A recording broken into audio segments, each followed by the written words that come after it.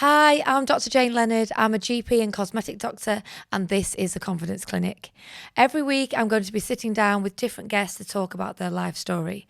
We're going to talk about how they got to where they've got, the challenges they've overcome along the way, and how confidence has played a role in their journey. One man who knows how life-changing being taken into a new family can be is Jono Lancaster. My adoption report says both parents were horrified by the child's appearance. Both parents left the hospital 36 hours later, leaving the child behind. I really struggle with goodbyes. Teenage years, that's when life became difficult and I became obsessed with the media and film and sport and music. The only representation that I had with somebody with a visible difference was a bad guy on a film. If I look like this, I'm not going to be able to find happiness. I'm not going to be able to find confidence. Who's going to want to give me a job? Life became very dark. Obviously, something must have switched in you. I found something that I liked about myself, and those likes eventually turned into loves. I meditate, I do yoga, I keep myself hydrated, I eat well, I'll go to the gym. I was cruising through life, but that was when I came closest to taking my own life. There's a hero inside every single one of us, and these people showed me love, and ultimately that led me to finding my own self-love, and then that's developed me becoming my own hero, the biggest hero in my life. Hi guys, welcome to the Confidence Clinic. Today I've got a truly inspirational guest, Jono Lancaster. Jono has a really extensive bio. So kind of from the top, he is the founder of his own charity called Love Me, Love My Face Foundation. He's been on numerous TV shows and documentaries, one being named after the charity, so Love Me, Love My Face, and another one called So What Is My Baby Is Born Like Me. Jono is also a public speaker, a mentor, and an influencer now on social media.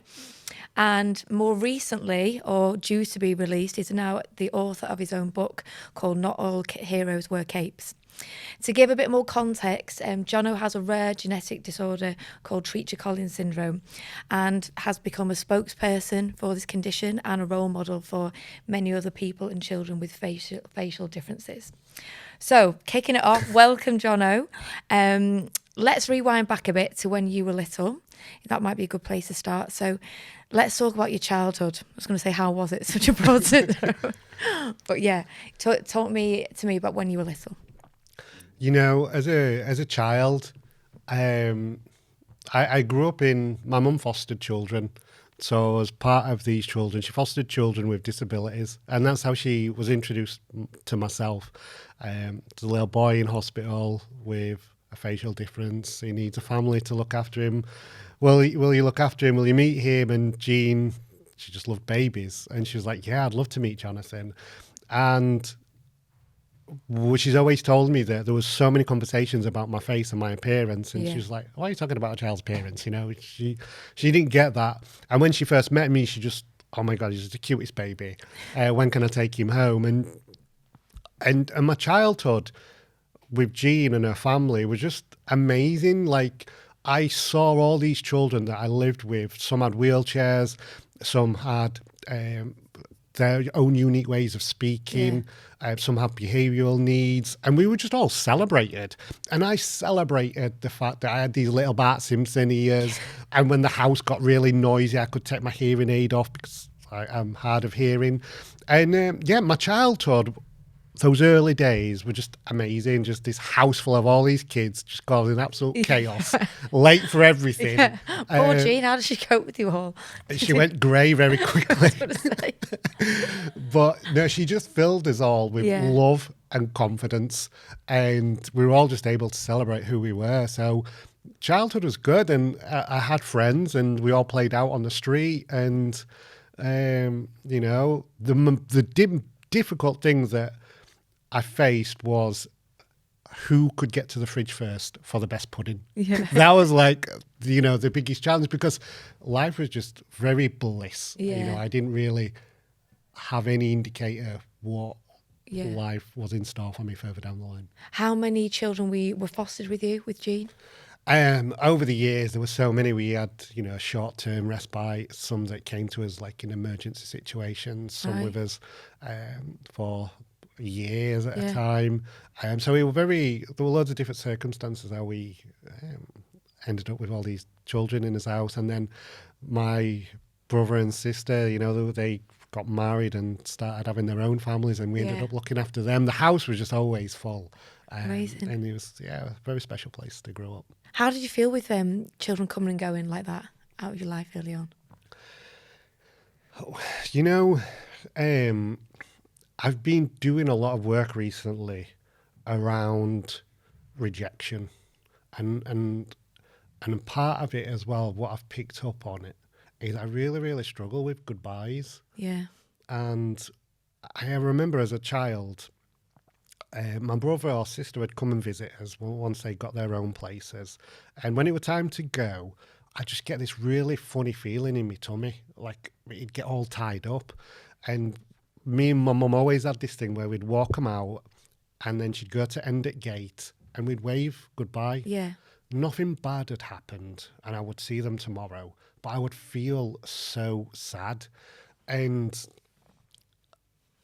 it's something that still lingers. I remember finishing school, last day of high school, I had this sadness, this end of nights out when I was with my friends, in my 20s partying, and it was all time to go. I just feel sad.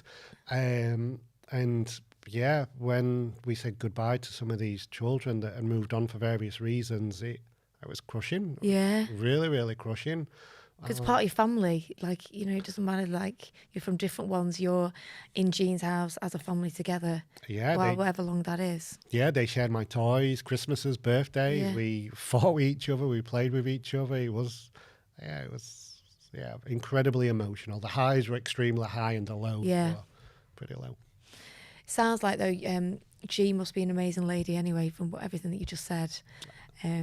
Jean is the biggest hero in my life, the first hero that I'd ever met, and I'd hate to think where I'd be without her. Yeah. She's a very incredible lady, and the fact she was divorced, and I grew up by a single mum who was generations older than myself, and it's also brought me a lot of qualities that have really made me a lot more aware of my emotions and feelings as I've got older.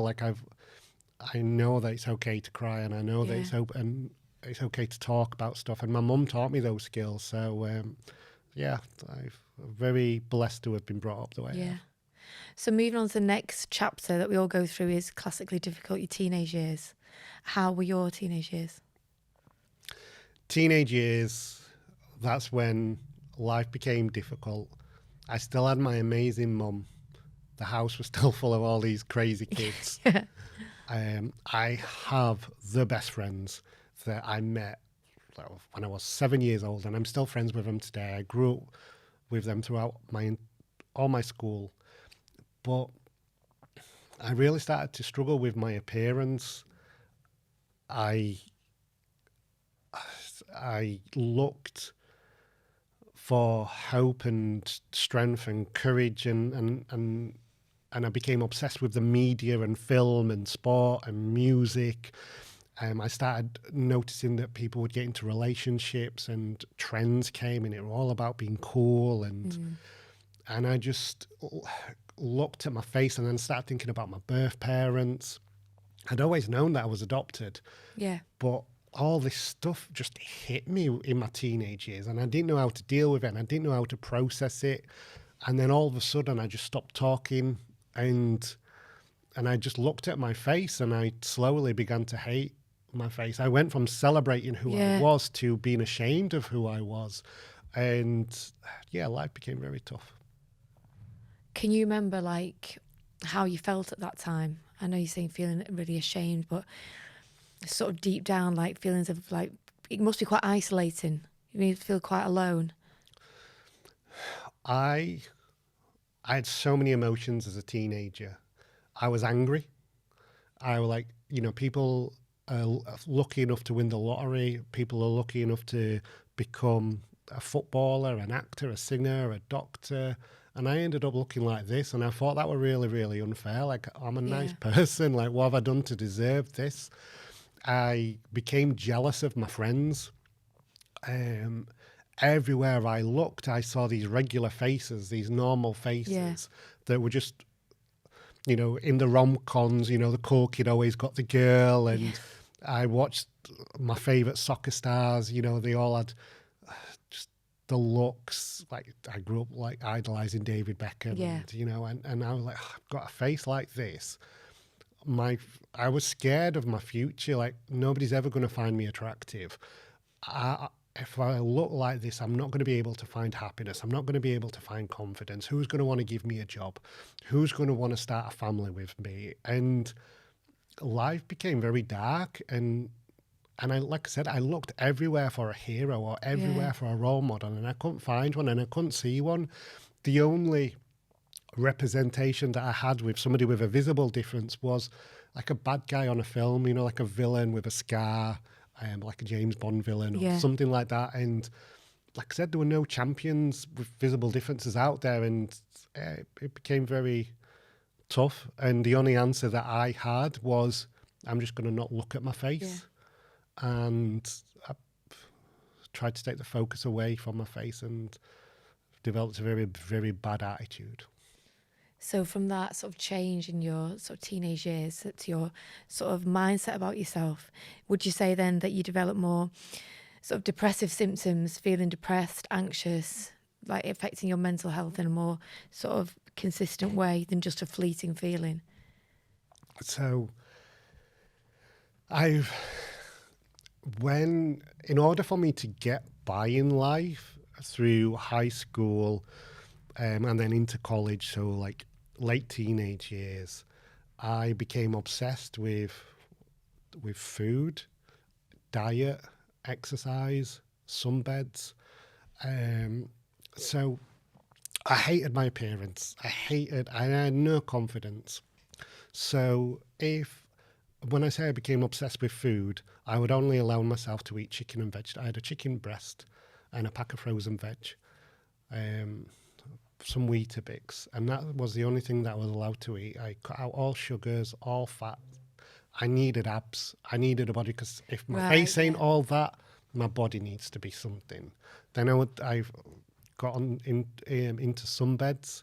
I used to run in the sauna to dehydrate myself, and if I did these things daily, going to the gym, that would give me a 1 out of 10 confidence.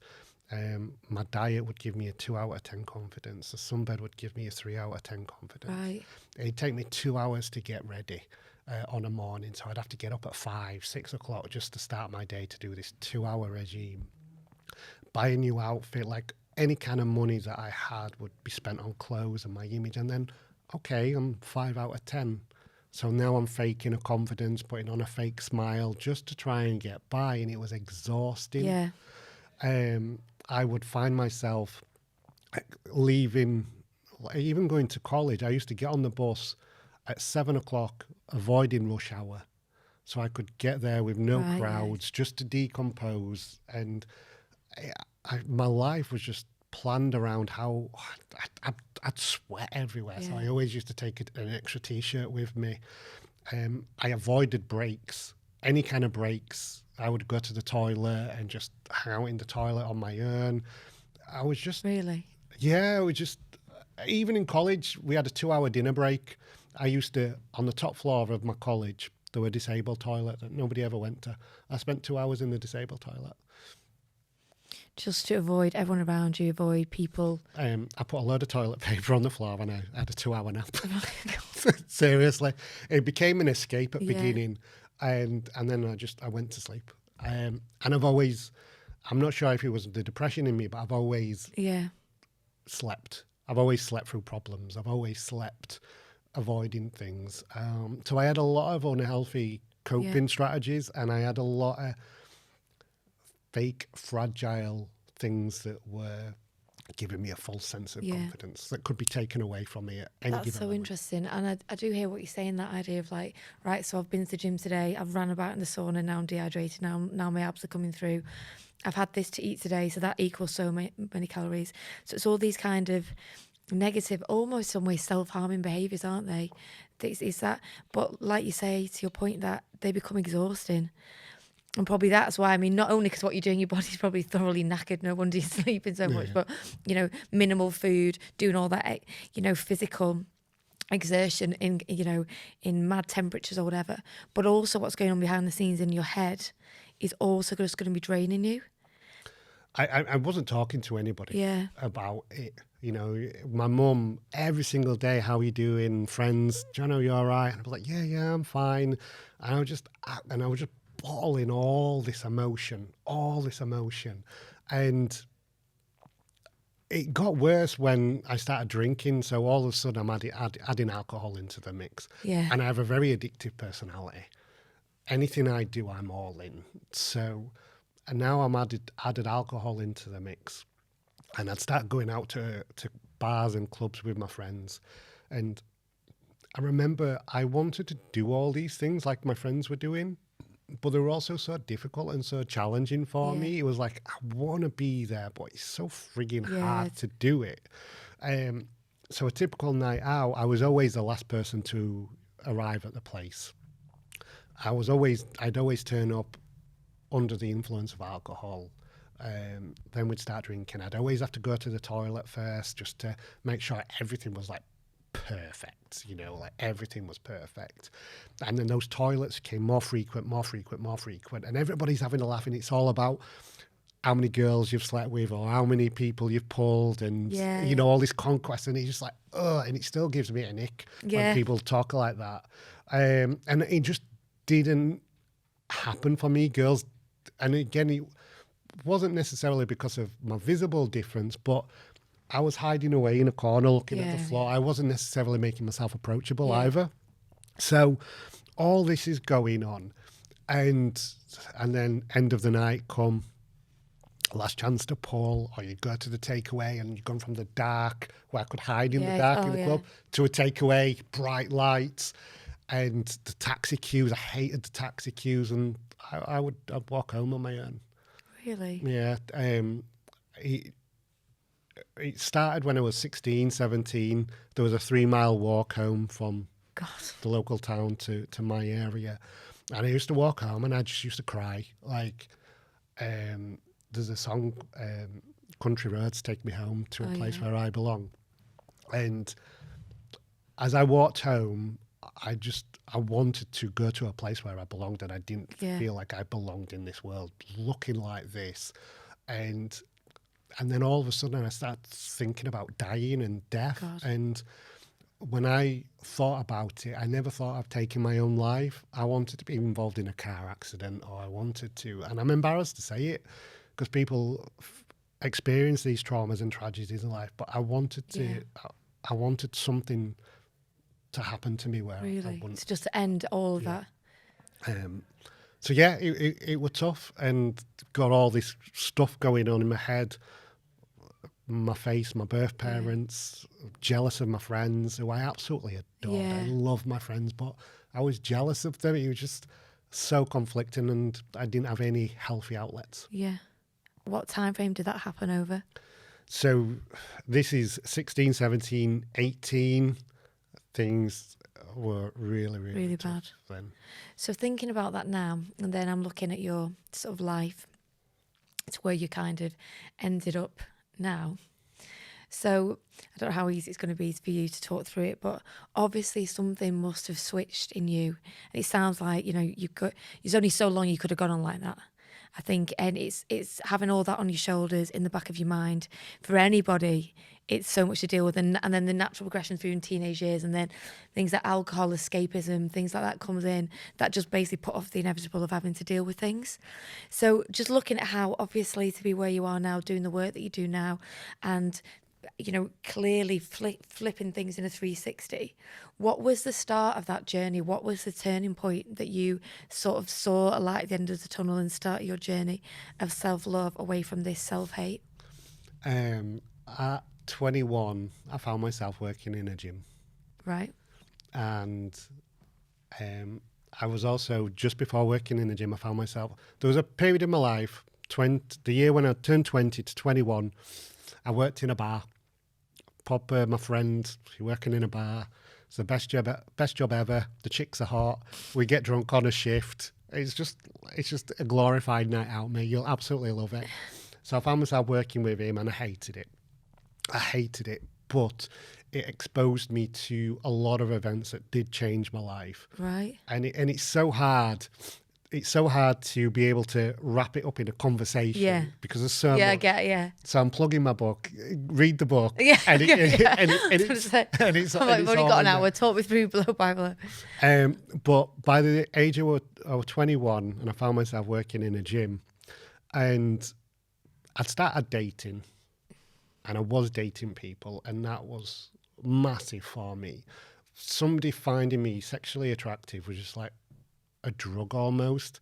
But then, like I said before, I have got that that addictive personality. So like, oh my God, I need that next fix. I need that somebody to find me attractive. That became a new addiction, a new like, oh, that's actually 3 confidence points. You know, I managed to somebody find me sexually attractive. So alcohol, sex, that's, I need this. And I'm working through all this stuff. And I found myself got myself in a job. I've always been passionate of fitness, sport, training and mentally, physically. I love that stuff. Working in a gym. And I was a fitness instructor, like proper, still into sunbeds, wearing little short shorts, showing my tanned legs, obsessed with trainers.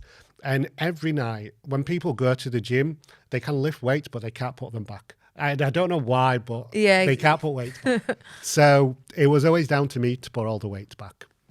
9:30 every night, putting the weights away.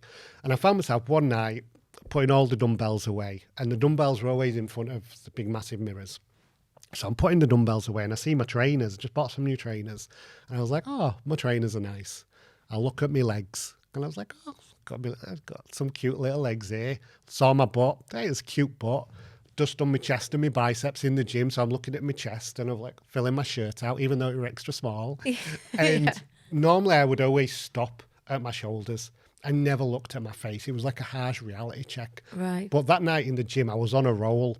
Trainers, legs, butt, chest, and I saw my face accidentally for the first time in what I can't remember.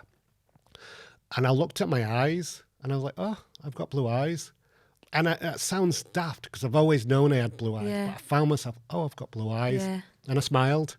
And as I smiled, I realised that I've got one dimple when I smile. And I was like, oh my God, that's so cool. And in the past, as a child or as a teenager, I would always push my eyes up to try and make it look like everybody else's. And I thought, if I could look like everybody else, I'd be happy. And that was the answer. I needed a face like everybody else's. But here I am, 21 years old, just smiling at my frigging blue eyes in my little short shorts. And I was like, oh my God. Have you missed it before? Yeah. And that was huge. Such a big energy shift at that point. And it became like by accident. And from then on, there was like, oh, I found something that I liked about myself. And those likes eventually turned into loves. And we were like, okay, we got this. Yeah. And it's kind of snowballed from there. Because even saying, going back to your first points about hiding away in the toilets at college, not wanting to be around anyone for 2 hours, but working in a bar and working in a gym are public facing things, aren't they? Really? So you're definitely overcoming fears even just by putting yourself in those situations that previously you would have ran a mile from probably.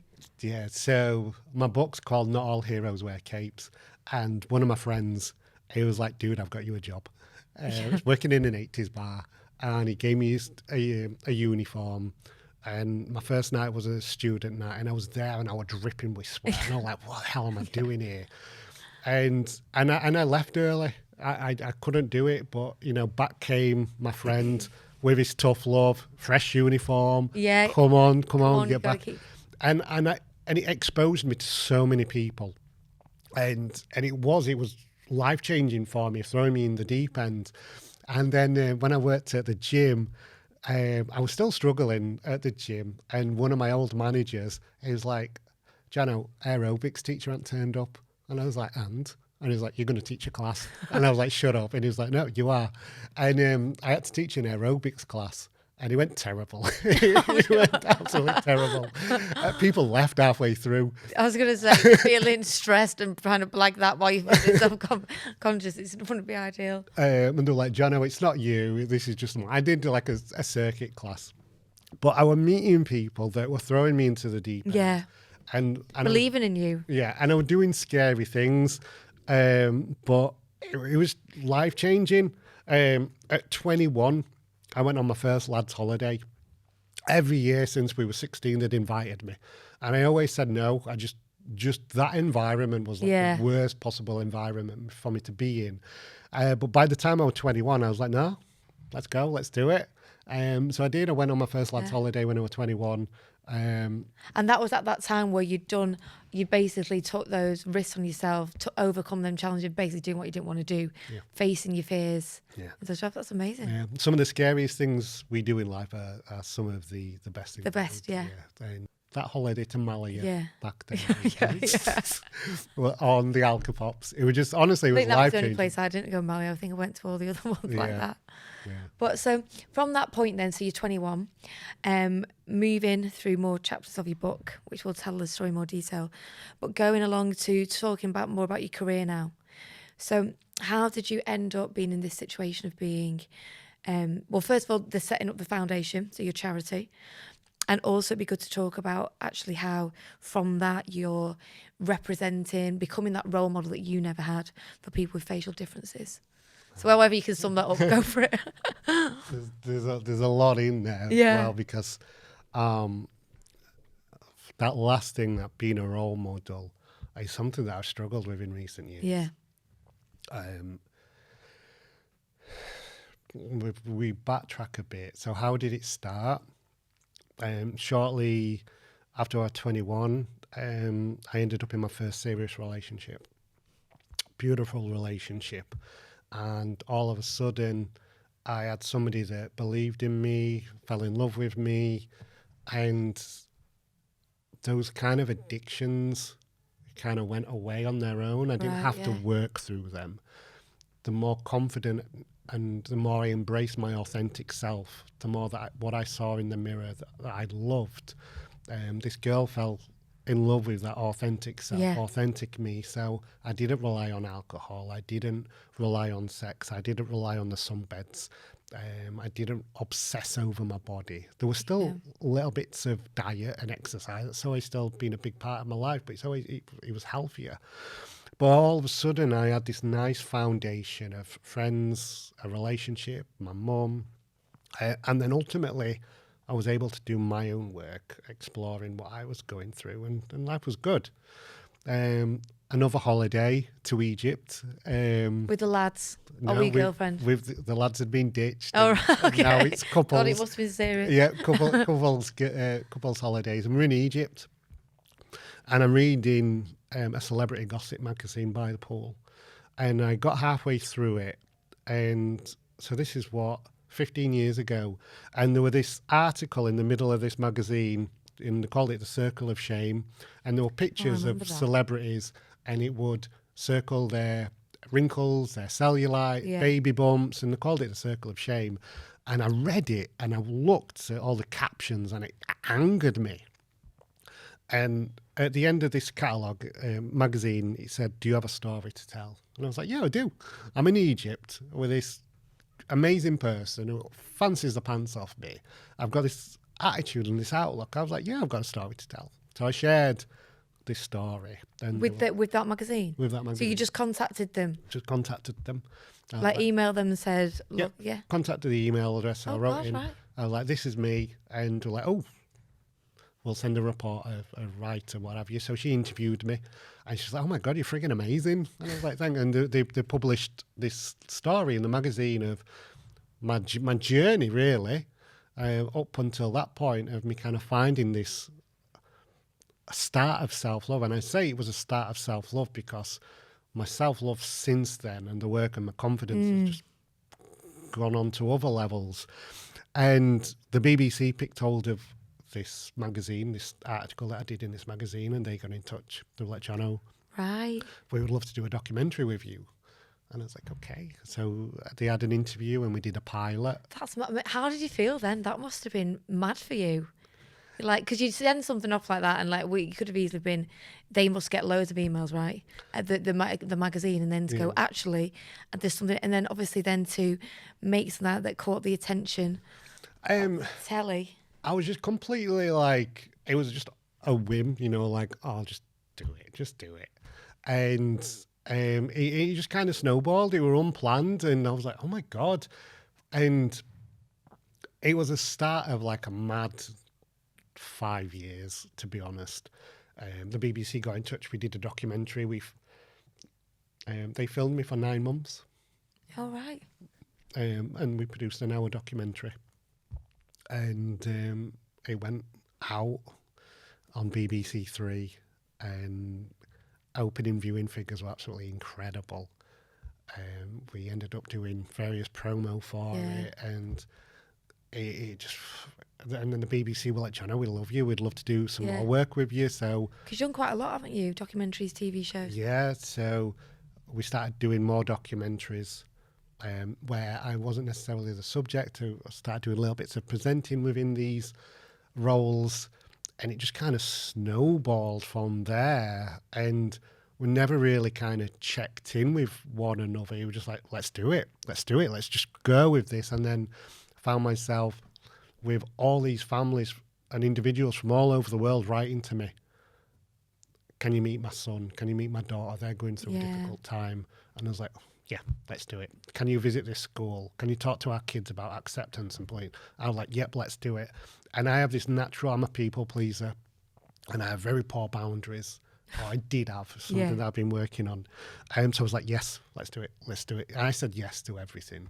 And I just went with all this stuff, and it just kind of snowballed, and luckily turned out to be so many beautiful moments, so many beautiful memories. And I had this incredible partner who went along with it all with me.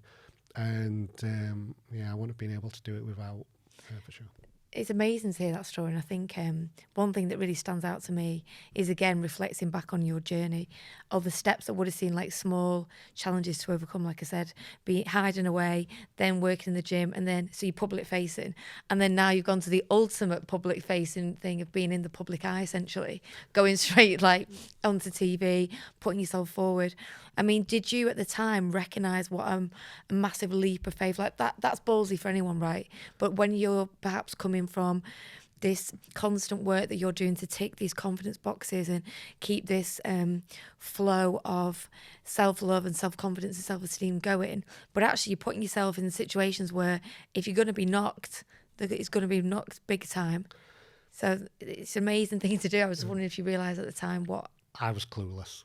Right. Absolutely clueless. It's always in retrospect, isn't it, when you say that? But that's what I really heard when you were saying that. I was clueless as what I was letting myself in for.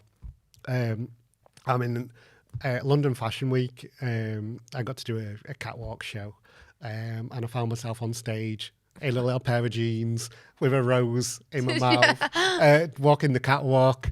And I was like, oh my, this is just insane. When was that? This years ago. During all that whirlwind. In all that whirlwind stuff. And then I think I had a reality check. We did BBC News promoting one of the documentaries, primetime BBC News, on a morning. And they posted it online for other people to see. And I watched it and I looked at the comments. Then I started seeing negative comments. And I was like, ooh. And my worst fears and the things that I've thought about myself, all of a sudden I was reading. Yeah. Like, why is she with him? I'll kill it with fire. He's the scariest guy. There was so many horrible things. And then somebody messaged me. They're almost like death threats. Yeah, there's been loads of people that have wished horrible things, that I should have been aborted. People have hoped that I've got cancer. People have said that they want to fix my face with a baseball bat. It looks like somebody set me on fire. When I meet all these children with Treacher-Collins, we do look alike because we have the same condition. I'll get moronic comments of "Don't let it reproduce," "Don't let it lay eggs." God. It's just imagine waking up to that. No, I couldn't. They were just. Somebody exposed me to a joke page where they put a photograph of me on this joke page, and everybody just made jokes up of me, and I was able to deal with it. Like, I developed a thick skin. I was like, this is my norm. It's not nice, but I can deal with it. And it still hurt, but I was able to deal with it. The thing that bothered me the most was, like, people started questioning why my girlfriend was with me. Yeah. And they started like, oh, what's wrong with her? You know, and that, or my mum reading these messages, Yeah. I'm naturally like, oh no, the people around me, it's Yeah, of affecting course, them. of course.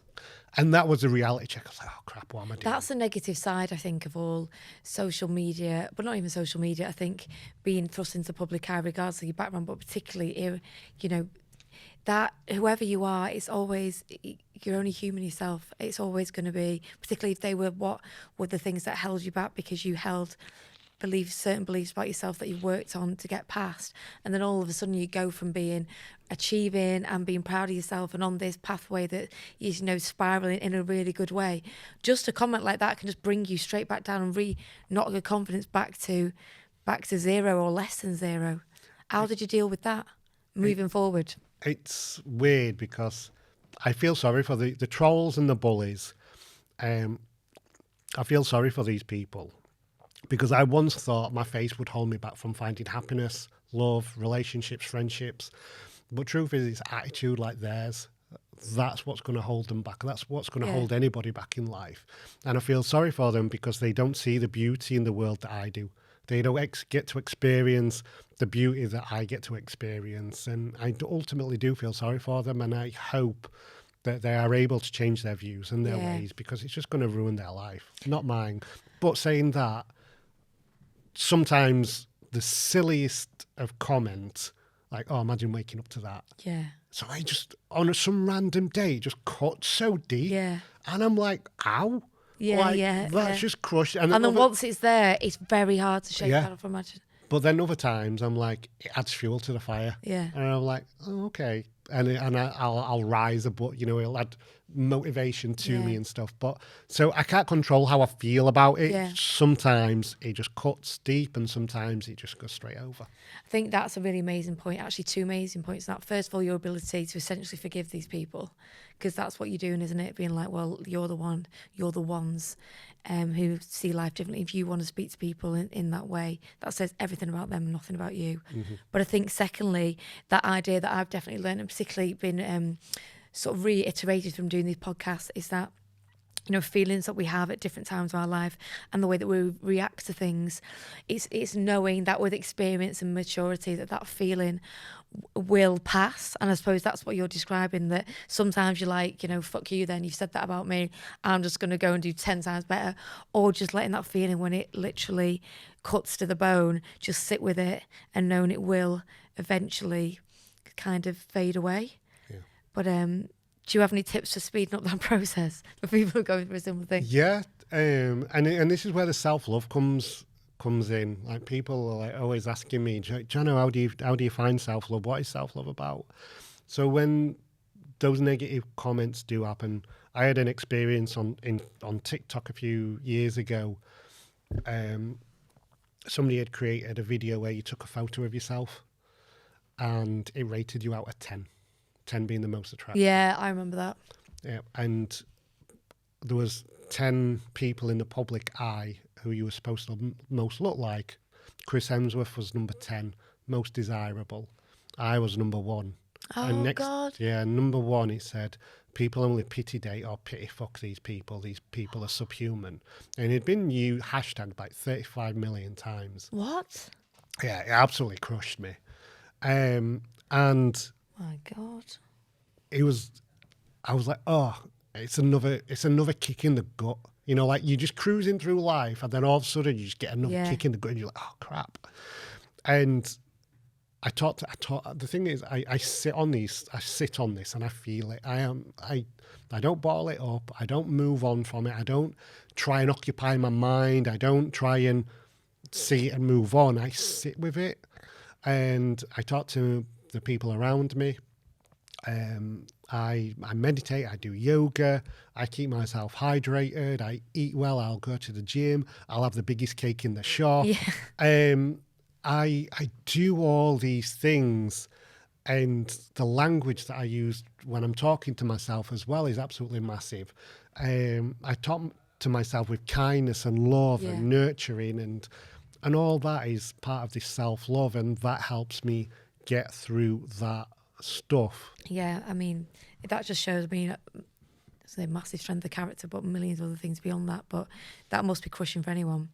But just credit for you to be able to kind of box it off in whichever way you do and move forward. Just mad those things even get allowed in the first place. Yeah, it's crazy. But the one thing that I take from that is I have so many amazing viral posts and Yeah. stories that go viral. Oh, this is an amazing guy. Yeah. And there's so many amazing comments. So, and I visit a load of schools, and all the kids make me cards and stuff like that. I've got a suitcase at home with all Really? these like, Jono is so cool, Jono's, and so I just know that there's so much more love and Yeah, exactly, positivity to and see past it. acceptance in this world, and through my socials as well. I've also, the more authentic I am in my socials, the more followers Yeah, I've yeah. gained. And I'm not bragging or anything like that, but what I'm saying is people absolutely love authenticity. Yeah. They love it when people show their unique stamp Yeah. to the world. And seeing that and having those deep connections with people and sharing that vulnerability, Yeah. it's just, you make the best human connections. That's amazing. You linked really nicely in the topic that I definitely wanted to cover, and that is this massive role or this mentorship that you've created for kids and adults, generally about facial differences. Can you tell me a bit more about that? Again, I'll ask you to summarise so many massive chapters of the book, but No, this, like I said, when I was growing up, I looked everywhere for a role model, and I just couldn't find Yeah. one. I saw Meatloaf in "I Would Do Anything for Love," yeah, the music video, and he had to change back into Meatloaf and ride off on his motorcycle to get the girl. Edward Scissorhand ended up in his castle on his own, and it Yeah, absolutely yeah. broke my heart. I was like crushed, and I just sobbed.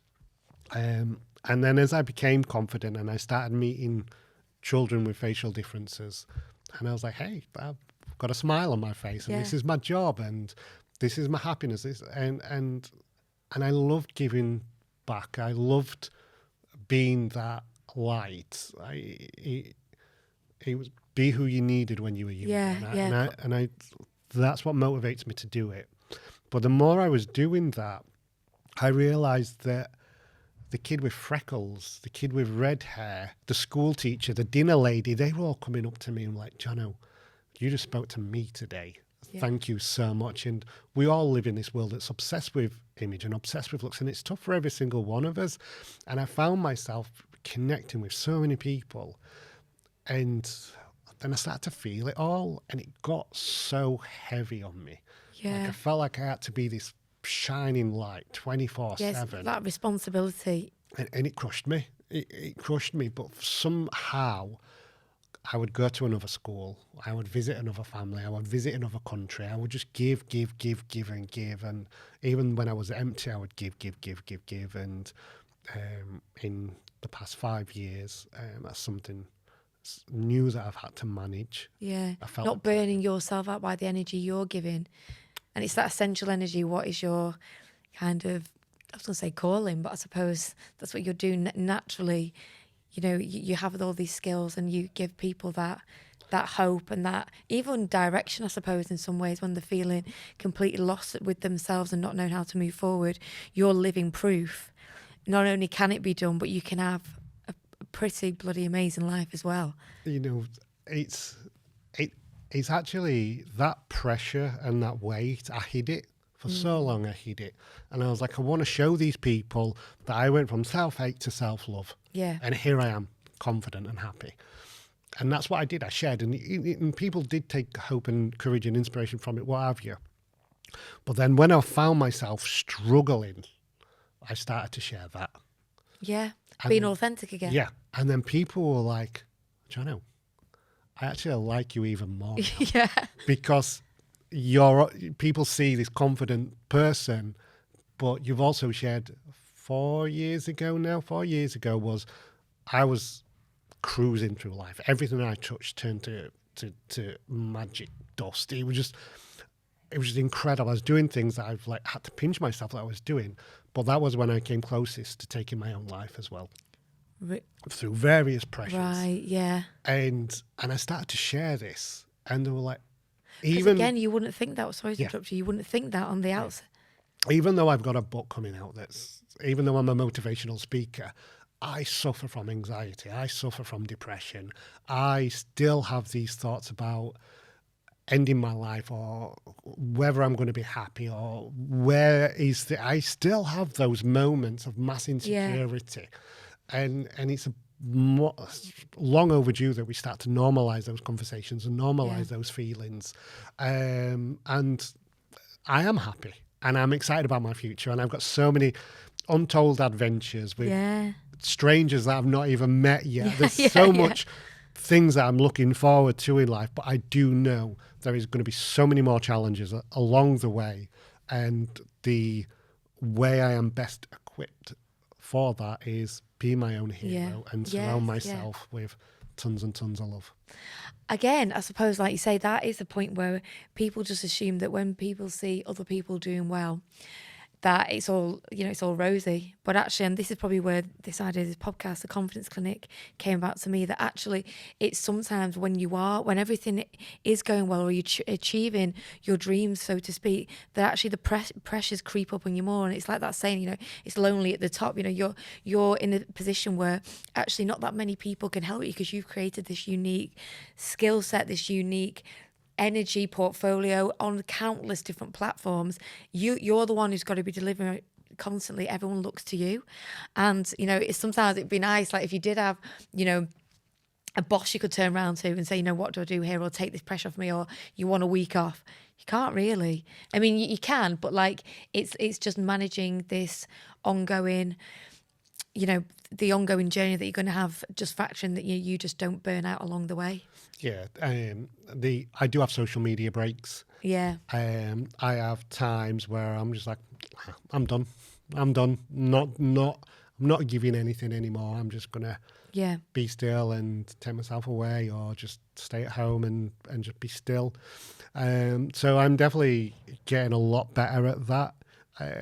I have various outlets that allow me to release, like through a therapist, a spiritualist, yoga, meditation, exercise, hiking. So I make sure I do all of that. Yeah, good. And So moving on now, there's two other bits that I want to just cover, is related to your charity. Mm-hmm. So your own foundation that you created. How did that come about? So in my 20s, I was meeting all these families all over the world with children with facial differences. And I was spending time with them. Like I went to Australia, and I was kicking a football in the park with the kids. And some people travel to see, all the big sites. I get to travel and kick a football in the park. I'll play Mario Kart Wii on the computer. I get to have stakeout, or I go to church. I get to do these carving pumpkins, these interactions with all these families. It's just a beautiful way to travel.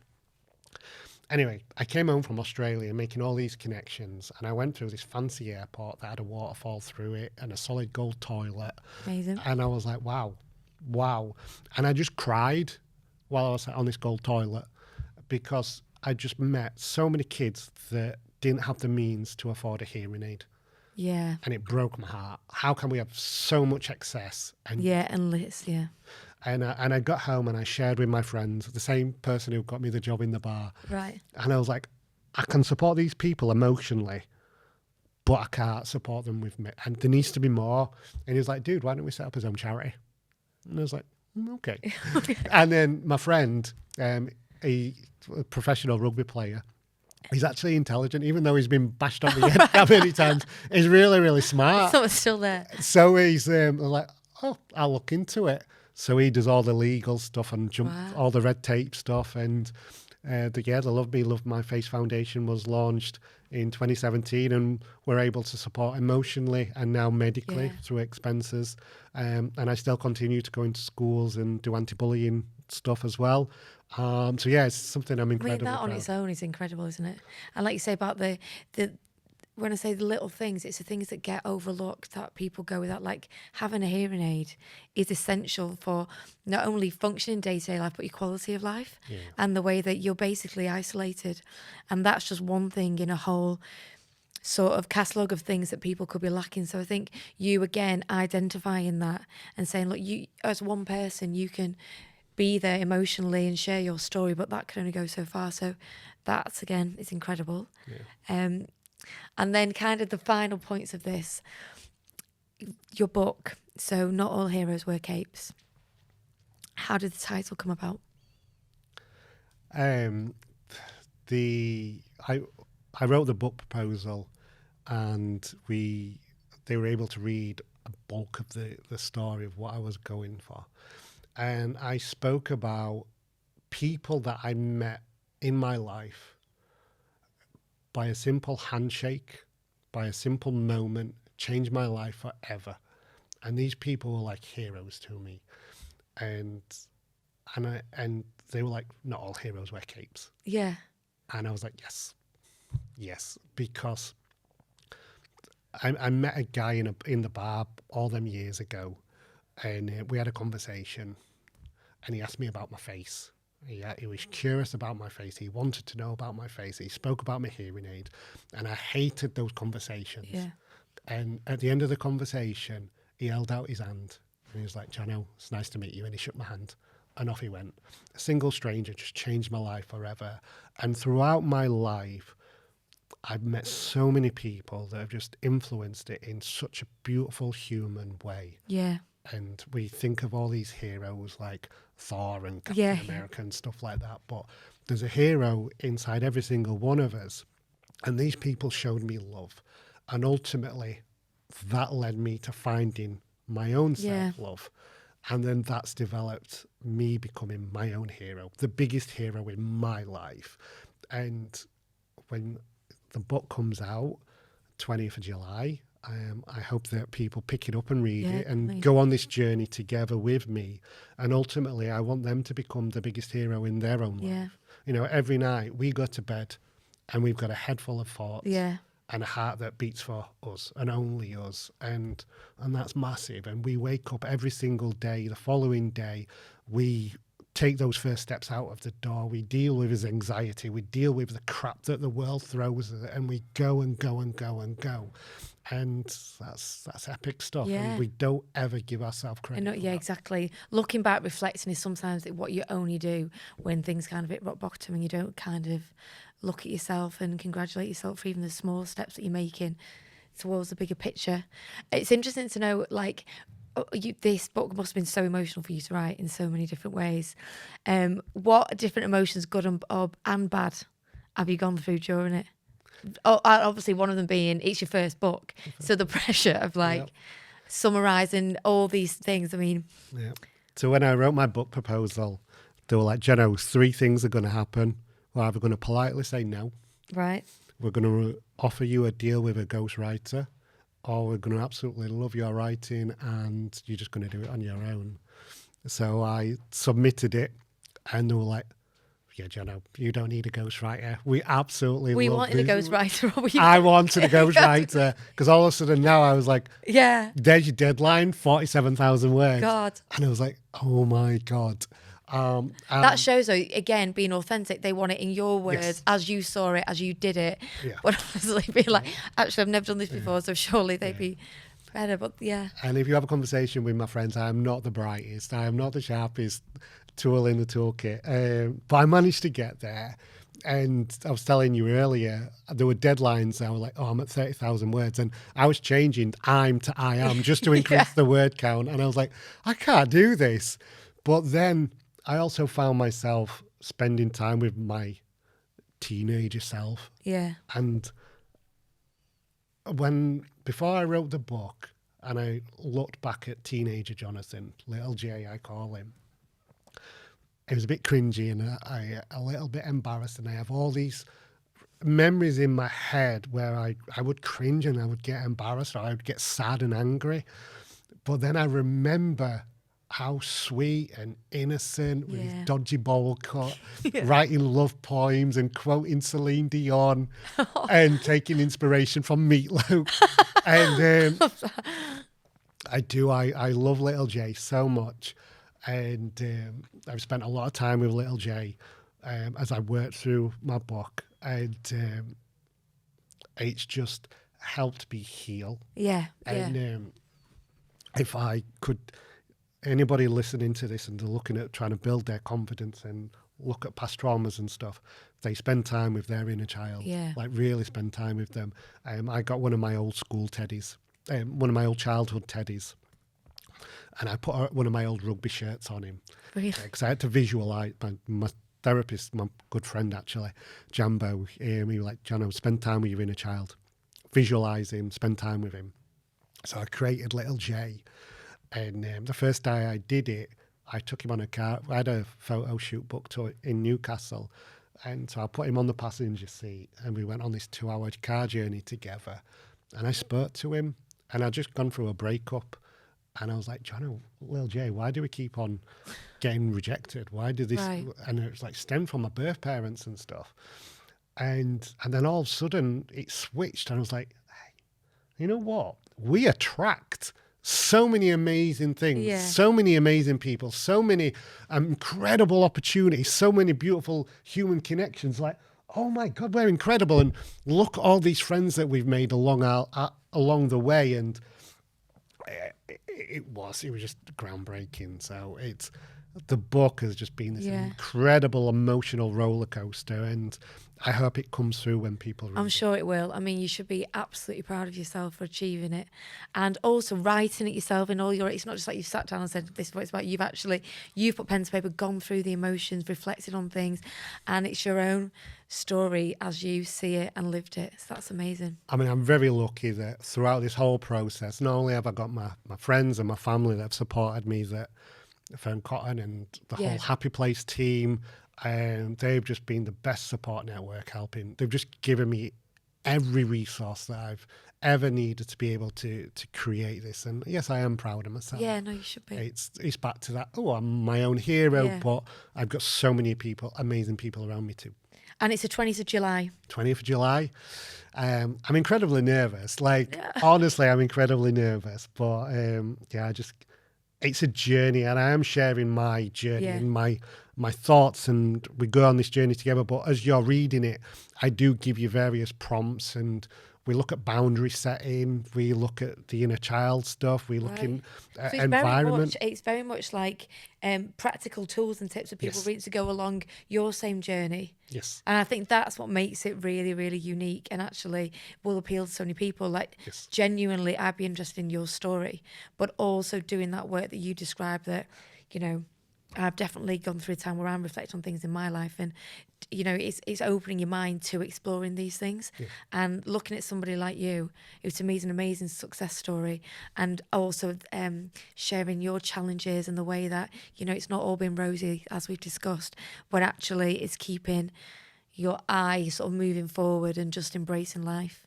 But amazing. I could speak to you all afternoon, but I think we're just about to run out of time.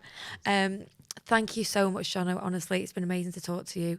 And your book, can you just let the listeners know where you can get that from? Or what on all the usual platforms, Amazon, Waterstones, Book Depository. If you follow me on Instagram, it's on my bio. They can pre-order the book now. Brilliant. Thank you so much. Thank you so much for coming to speak to me. Thank you for listening. Every time I get to share, it's like a 3 therapy session. So thanks for the 3 therapy. Anytime. No, it's lovely to meet you, honestly. Thanks a lot. Absolutely, my pleasure.